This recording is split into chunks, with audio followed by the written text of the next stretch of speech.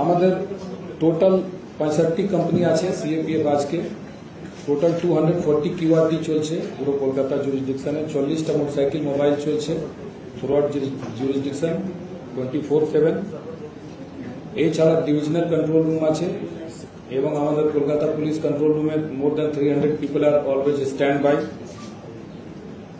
Procession এবং rally যেটা order হয়েছিল এবং যেটা এমনি সিস্টেম আছে ভিক্টরি প্রসেশন ওটা পুলিশ পারমিশন নিয়ে করতে আমরা বলেছি।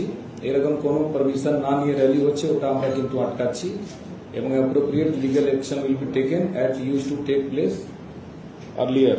কোন রকম জেসিবি বা এরকম জিনিস নিয়ে কোন রকম র্যালি হবে না ওটা পরিষ্কার বলে দেওয়া হয়েছে এবং জেসিবি ওনার্সকে আমি সবাইকে বলে দিয়েছি সবাইকে বলে দিতে হবে যদি কারো এরকম জেসিবি ওরা এরকম দিচ্ছে ভাড়াতে বা এরকম তাহলে পরে follow up action will be taken immediately যখনই বেরোবে ওটা নিয়ে it will be seized and rally procession বাতিল করা হবে এবং তারপরে লিগাল অ্যাকশন শুরু হয়ে যাবে।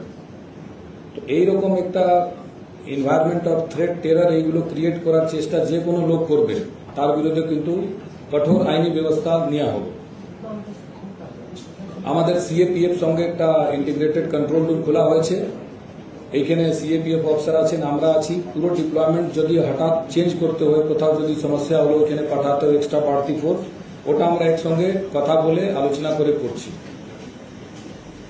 মোরলেস বেশি বড় কোনো ঘটনা এখানে হয়নি অল্প কিছু হয়েছে ঘটনা। আমরা মোটামুটি 80 জনকে অ্যারেস্ট করেছি যত রাফ অ্যান্ড রাউডি আছে সবাইকে অ্যারেস্ট করার জন্য একটা স্পেশাল ড্রাইভ চলছে এবং অনেকগুলো আর্মস রিকভারি হয়েছে অনেকগুলো লোক ধরা পড়েছে। তো এইগুলো ডিটেলস জয়েন্ট সিপি ক্রাইম আপনাদের পরে দিয়ে দিবেন।